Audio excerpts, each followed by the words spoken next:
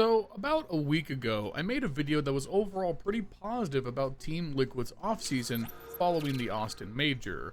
I still stand by that their choice to keep Nafly on and just choose to refine their system with Shuhi for the first time was the correct set of moves, as making a direct upgrade over Nafly was going to be a very tall task. My thoughts were that there would be some bumps along the road, but that Liquid would be able to turn things around and at least develop into a solid top 10 level team before things need to be addressed in terms of making a move up the board into true title contention.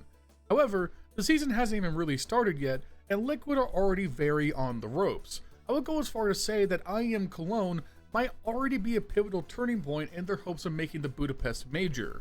They need to perform well at Cologne this week, or else things might be dire. So today, let's take a look and ask an honest question.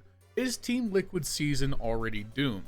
If you guys enjoy this kind of content, you can show me by leaving a like and a comment down below and subscribing to the channel. Already helps on immensely the YouTube algorithm, as well as with my goal of reaching 10k subs by the end of the year. And lastly, before I get started, I would like to thank today's sponsor. This video is sponsored by SkinsMonkey, a CS2 trading website. You put in the skins that you want to trade, you select what you want, you use my code LionHeartZ for up to $5 off, or click the top link in the description, and boom, new drip. Nice. You can also use my code for a 35% deposit bonus if you want to buy with real money. And they have a free section with cool giveaways. So check the top link in the description, use my code to buy 15 Dragon Lores to let them know I sent you their way, and thank you to SkinsMonkey for sponsoring this video. Okay, so stick with me for a second because we need to lay down some groundwork before we get into kind of what the dire issues might be for Team Liquid. Coming out of the Austin Major, there's been a slight shakeup in how the slots will be allocated for the Budapest Major. There's two big issues. One, there will be no MRQ for the Budapest Major. That means if you do not qualify to Stage 1 via VRS by the cutoff date, you do not make the Major. There is no last chance saloon here. You need to be within the ranking requirements in your region by the time of the cutoff, or no Major, no stickers, no bitches. And due to the overwhelming might and victory of the Mongols, there is one less slot in Europe this year. And yes, Team Liquid is now a European team. The other thing that has happened is that due to some VRS rule changes, thanks Wildcard, if you have a 2-2 split in terms of regionality in your teams, you are now put to the strongest region instead of the region you would advance furthest in. Previously, when Liquid had the same lineup issue for the Austin Major, they were sent to the Americas region because they would have made it all the way to Stage 3 with their NA ranking versus I believe Stage 2 for their European ranking. Now, they have to play in Europe. But for Team Liquid, there is one goal in this season, and that's end the season ranked top 15 in Europe via VRS by the Major cutoff date. Which I just had to take a pause to double check this. The Major cutoff date for Budapest is October 8th, alright? I want you guys to understand something. Liquid are only attending 3 events before that cutoff date. Because the biggest news coming into this video is Liquid are going to miss Pro League, which is the last event before the cutoff. That was the inciting incident for this video. Liquid lost their Pro League qualifier game to Sashi in a best-of-3 online match. And now, their only chances to make VRS points this season are Cologne, the fucking EWC, and Blast Bounty. Oh my god. I can't really put into words how bad this loss to Sashi is, because on the surface, right, I mean, it's just one online qualifier, right? It's not that big of a deal. But look at, here's the ranking snapshots for the day before Liquid played that game. They were ranked 15th in EU, which is exactly the cutoff for the Major. If the Major started tomorrow, Liquid is in the Major by the skin of their teeth. Here's directly after losing to Sashi. Oh, well, Liquid aren't making the Major now, at least at this current moment. They're now ranked 16th. And we got all the way to today, the 21st. They're ranked 19th in EU. This is why I really think Cologne is going to be the most consequential tournament for Liquid for this year. Because if they don't win some games here and against a better competition, they're going to be so far in the hole. It's very hard to climb VRS quickly if you're not playing a ton of matches. They're not going to have enough time, dude. They need to find a way to hit the ground running at IEM Cologne, and that's by no means a guarantee, right? This team has had so many issues lately, whether it's Nav coming off of his worst season ever, NertZ being very inconsistent, Ultimate being very, very inconsistent. them not having a consistent coach up until this point, trying to integrate Shuhei as a new IGL. There's a lot of things that Liquid have to figure out with essentially no real time to do it. Looking at Cologne, their opening matchup is against Pain. That's very winnable. Pain are a very solid team, but they're a team that really lack like a true top 20 player. They certainly don't have anyone on the level of a Twistzz, for example. They're very reliant on NQZ to be very impactful with the op. So if Liquid can beat Pain, they're going to get some VRS points off that, but then they need to snowball that further and further.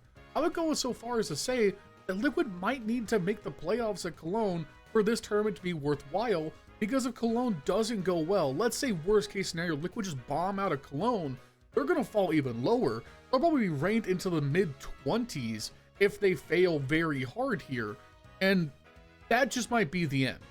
Because you might have to make a roster move, and how much can Liquid really make happen in such a short space of time in terms of buying somebody out? Are they going to be able to find someone who's actually going to be a straight up upgrade than whatever piece they decide to cut? And are Liquid going to be willing to make that financial transaction after just acquiring Shuhei and Flashy as their new coach in IGL? It's so muddy. So circling back a bit, I know I'm a little all over the place, but this is like actually dire to look at in totality. What needs to happen for Liquid for them to start winning games?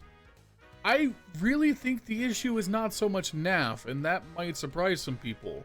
Looking at what went wrong in this Saji game, for example, it was NertZ and Twistzz who really fell short of expectation. While they both topped the scoreboards on Mirage, which was the only map they won in the series, on both the losses on Nuke and Inferno, they were middling on Nuke and disastrously bad on Inferno, and I really am worried about NertZ, because he is the aggressive rifler for this team. NAF and Twistzz are notoriously passive players, and while Ultimate can be aggressive with the op, he's had to tone it back as he's been more found out over time.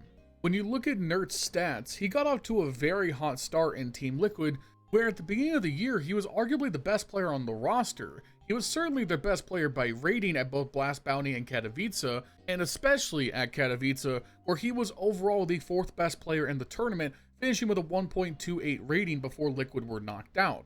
He was also one of the best pound-for-pound opening players in the world at this point in the season. However, after Katowice, he's hit a brick wall where he's only been middling to underwhelming since. Now, I'm not going to put the burden on NertZ's shoulders that he needs to drop 1.2s at every event, but if he can put up more numbers similar to IEM Melbourne, where he was around like a 1.1 rating, his opening statistics were very good, then that can be enough in my opinion. He just needs to be the catalyst on the T-signs to open up space. Twistzz, Ultimate, NAF, they're going to be able to finish rounds. They're going to be able to clutch. They're going to be able to take things home. But if NertZ can't take that initial space, Liquid are going to fall flat. Past that, I think Twistzz has a lot to prove to define himself as still a top 20 player in the world. We all know he's there in terms of mechanical strength, but he just hasn't been showing it in the server in the same way. I believe even Maui Snake recently in his top 20 players left Twistzz off because of recent results, and I think that's pretty fair. It really feels like Twistzz has done himself no favors. This whole saga of him being in IGL has only stifled his progress. He's still not exactly out of his prime. He can still be an incredible player. We all know what he can do, but he needs to show us it for an extended period of time, and now would be a great time to do it. The other thing that's undoubtedly going to hurt Team Liquid in this season is that arguably their best map for the last year and a half was just removed. They are one of the teams alongside Aurora who are hurt most by Anubis going away. In all of their recent iterations, even going back to Cadian, they were very, very good on that map. So their map pool just got noticeably worse, and I don't know how well they're going to adapt to Overpass. Ultimate is going to be a very huge swing point on that map, as opping is one of the most important aspects of Overpass control on the CT side, so I don't know if they're necessarily going to pick it up right away. In lieu of that, they probably need to lean more into Mirage, which has been another dependable map for them more or less, and that's always going to be tricky because being a dominant Mirage team has never been easy at any point in Counter-Strike's history, as pretty much every team plays it.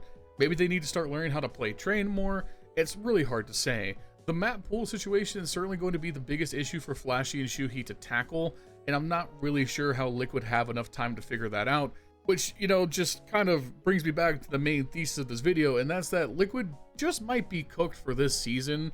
Like, maybe this 6 months period just has to be punted aside for Team Liquid. We have to look towards 2026 as like their point to try and make a claim at being a good team in the world. I just don't see how by the October cutoff they're able to turn it around. It's just too short notice.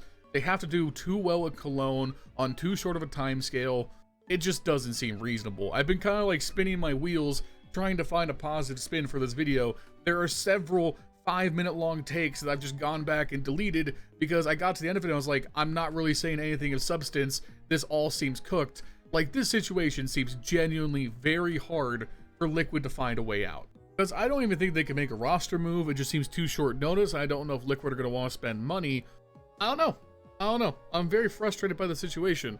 I don't really see the path forward. I'm curious if any of you guys might. So I guess at this point, I'm just going to stop rambling. We're going to turn it over to you in the comment section. Is there a path forward for Team Liquid? I would really like to know if there's some way out of the smoke for them to make themselves competitive. If you have a roster move, if you have like a map pool suggestion, what can Liquid do to try and make the Budapest major? Because by every metric, the way that I see it, I don't think they can. If you guys enjoy this kind of content, you can show me by leaving a like, leave a comment down below, and subscribe to the channel if you haven't already. Helps out immensely the YouTube algorithm. How many 10K subs by the end of the year? Thank you to Skins Monkey for sponsoring this video. Check top link in the description. Go trade on their website. It lets them know I sent you their way. Thank you to Skins Monkey. Thank you to my channel members: Justin, Jesse Furley, Milan Berta, Bubblesj, Dr. Cocktor, Patatas Kaftesi, PTR, B1 Games, Cody Foxworthy, Justin Bender, Vegt, I'm Flashbang, Snowy White, Rowdy, Vergil'sPlasticChair, LBKcs, Snax Enjoyer, Crunchy Water, and zerotwocs. If you want to become a channel member, you can use the links down below for $5 at the end of the video, just like this, well as a customer like me, Discord, make sure you follow me, see you guys soon. Bye.